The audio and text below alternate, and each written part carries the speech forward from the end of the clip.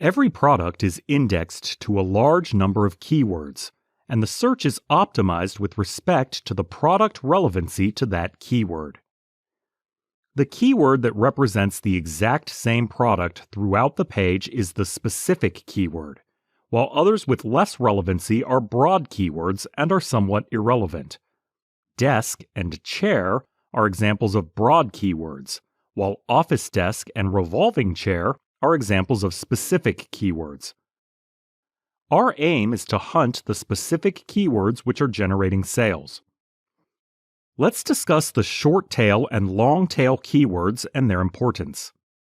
The keyword with 2 or 3 words is a short tail word, while the long tail keyword has more than 4 words.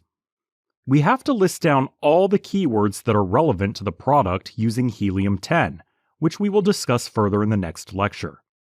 It is recommended to go for short tail keywords comprising of 2 to 3 words, as conversion rate is maximum for the specific short tail keywords.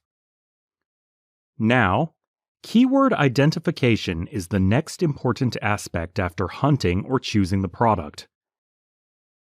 The Helium 10 tool is used to identify the main keyword on which the conversion rate is maximum. We will discuss that further in detail in the next lectures.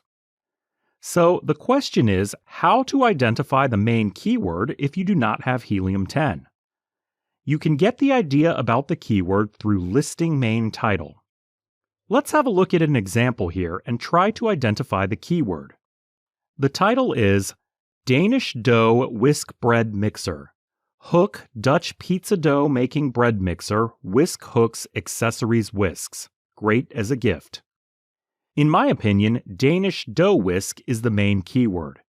Let's test whether it is a relevant keyword or not. Copy and paste it in the Amazon search bar, and if more than 70% are identical products on the first page, then it is the targeted keyword. Here we have all the similar products, so it is the relevant keyword. Before proceeding further, please keep in mind to always first identify the main keyword by looking at the listing main title, and then apply tools to validate data. See you in the next lecture.